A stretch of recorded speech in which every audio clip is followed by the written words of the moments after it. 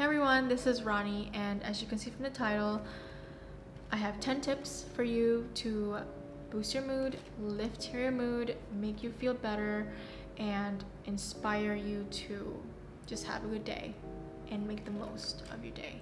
So let's get on to it. I don't know about you, but I'm someone who thrives off making lists. I have a list within a list. It's actually kind of psychotic, but one thing that most of you can agree on is the satisfying feeling when you just tick something off your list when you get a task done. That is like the best feeling for me anyway. Make a list for something to do for the day, make a list of recipes that you want to try, list of places you want to visit when everything is back to normal. Honestly, the list goes on and on. No pun intended. Yeah. Speaking of normal, there's something that everyone in the world is dying to do when quarantine is over, and that is to travel. Whether it be driving to a nearby town, doing a road trip, or flying across the globe. I think all of us just craves being somewhere new for a change. Planning your future trip is something that could be very exciting. Do this with your family, your friends, or significant other. You can choose a destination together and then plan the itinerary, and also kind of break down the budget of just roughly how much everything is gonna cost. Honestly, like nothing excites me more than doing this. So this next one is something that I've been doing quite often with my girlfriends. And we find a lot of joy from it. It's something so simple, and yet it just makes me very happy. While simply catching up over the phone is good enough, there's something different about having a meal together with someone on the other side of the screen and just being the present moment, pretending that you're eating out at a restaurant somewhere. It almost feels like the real thing. I'm not saying that it replaces it, but it's kind of like I'm fine with doing that for now. Kind of like emulating the experience and the meals that you would normally have at a restaurant. So yeah, just have fun with it. I'm an INFJ, and if you're at all familiar with the Myers-Briggs test, sorry, my phone. Let me just silent it. I feel like the time that I decide to film is when my phone just blows up. Any other time, like no one looks for me.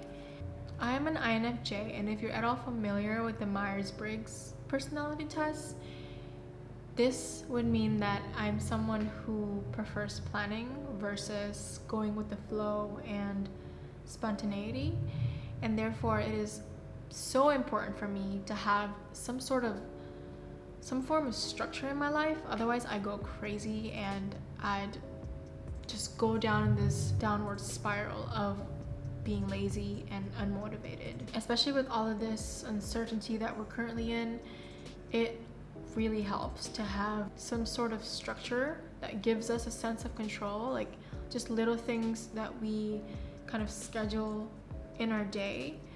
For me, it's something as simple as having my lemon water every morning and then following up with feeding my dogs and doing a workout, baking my favorite recipes, sewing, just creating that little routine for yourself so that it's harder for you to fall off track, and you're kind of also training yourself to do these things that make you feel better. When you create a routine for yourself, you are essentially training your mind to do things on autopilot without overthinking. And then this leaves you with more energy and brain power to think about other things and to make decisions for bigger things that require more attention.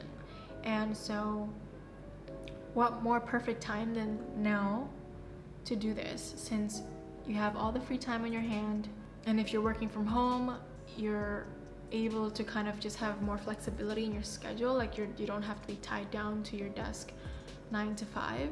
There's more room for a little break here and there. And so I think routines are something that keeps me sane. By the way, if you're into Myers-Briggs, please leave a comment down below. I'd love to know what your personality type is, because I could honestly talk about it all day long. It's something that I'm kind of just a teeny tiny bit obsessed about. This is something that I've never really found interest in. I mean, I used to have a gym membership like a few years ago, but now that I'm pretty much home all day, I absolutely have zero excuse to not do it. I'm someone who lives a sedentary lifestyle, and trust me when I say this, the hardest part of working out is starting, because once you get into the flow of things and like mid-workout, you'll forget all of the reasons why you didn't want to do it in the first place. There's a quote that says, "I regret working out. Oh wait, said no one ever." If the first thing that comes to your mind is, "I have no hobbies," well, try again. Or better yet, think of a new one. I went to fashion school, and so having a sewing machine was kind of pretty much imperative. But ever since I graduated and started having a full-time job, not gonna lie, I kind of let my sewing machine just sitting in my closet collecting dust. And so now I've picked it up again, and I've just started giving myself little projects here and there. And I've recently created like a linen set for my kitchen, which was a lot of fun. And I think also sewing helps me practice being in the moment, because that's something that I'm currently working on. It's hard for me to stay in the moment because I'm someone who's always thinking about the future and always thinking, oh wait, what's next?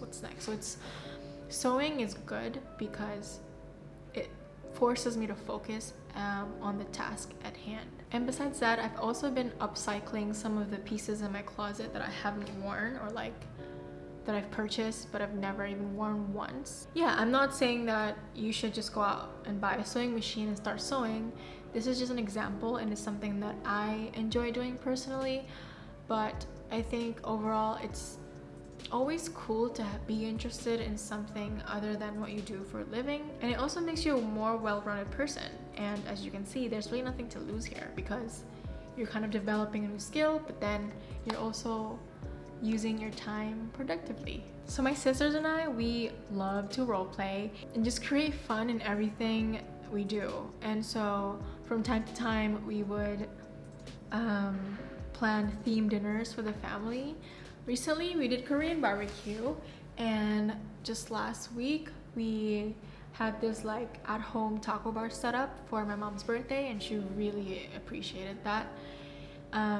Everyone in the family, we all got to make tacos to our own liking. All of the toppings were laid out on the table. Not only was it a fun time, but it also gave the family something creative to bond over, which is nice. If you've been thinking of doing something together with whoever you're living with, I highly suggest you doing this, because it is just a nice like quality time moment, and it also helps eases the longing for eating out. And so yeah, you should do it. This idea I actually stole from my boyfriend, but it's okay, I'm giving him credit, we're good. So we used to go to the movies at least once a month, but ever since this new normal entered our lives, we haven't been able to. And guess what? He recreated the experience for us. In the comfort of his photo studio at his office, he set up a projector onto a blank wall, he hit the lights, pulled out sofa, bean bags, made popcorn and fries, and yeah, we were good to go. We chose a movie on Netflix, and so it was something so simple, and yet it brought me so much happiness for some reason, and it really felt like the real thing. And so I suggest you doing this in your house. If you don't have a blank wall, just like put up like a white sheet. Oh wait, no, you would still need the projector. I mean, yeah, if you want to invest in a mini projector, I've seen those sold online for like $30. I don't know if they're legit, but like I honestly didn't feel like I was missing anything. Wait, no, I did miss a few things, and that is the annoying person that's kicking on your seat and the overpriced parking fee. So that's sad. Even though socializing and showing up to an event have been canceled temporarily, it doesn't mean that you should stop looking after yourself. because believe it or not, how you look on the outside has a major effect on how you feel on the inside. If you're someone who likes getting their nails or lashes done, maybe try learning how to do it yourself for a change. You can also binge watch a new series, take a long shower and hot bath, do a hair and face mask, watch mukbangs on YouTube, because I know I'm guilty of that. Dedicate a day out of your week where it's kind of just specifically for self-care, and I think you'll just appreciate it a lot more versus having self-care every day, because let's be honest, you wouldn't be doing it if you were working. And then while you're doing all of that, take an aesthetic selfie while you're at it, because Pixar didn't happen, right? And this last one is less about physical activity and more so about your state of mind. There's a quote by Sharon Draper that goes something like this: "Perfect happiness is a beautiful sunset, the giggle of a grandchild, the first snowfall. It's the little things that make happy moments, not the grand event. Joy comes in sips, not gulps." A few days ago, I was baking cinnamon rolls, and after failing 2 times due to lack of flour knowledge, actually I had no idea that flour came in different types. I thought it was just one all-purpose flour, and turns out there's bread flour and cake flour. And so I tried making cinnamon rolls using cake flour, and it just turned into cinnamon cookies. But after the 3rd try, I finally figured it out, and in that moment I was so happy and proud of myself that I was like, wow, this is true happiness, just knowing how to bake cinnamon rolls. I know that sounds very simple and not a big deal, but it's the little things in life that bring you joy, and learning how to find joy in the little things in life is a great skill to have in life. Well, I've just said life so many times in a sentence, but you get what I mean. Another thing is, I think it was last month in May, call me a dork, I don't care, the moment that I realized that May ended on a Sunday and June started on a Monday, that gave me so much happiness. I was just so ecstatic that the month fell, the new month started on a Monday. Anyone else feels the same way, or is it just me? Maybe just me. I'm a dork. All I'm saying is, people expect happiness to come in grand things like getting a promotion at work or buying a new car, but really it's the little things in life that give you happiness, true happiness. So those are my 10 tips on how to boost your mood during a time like this, and I hope you found it helpful. Let me know in the comments below which one you've been doing already, and also some new ones that I should be putting into my list. So yeah, thanks for watching.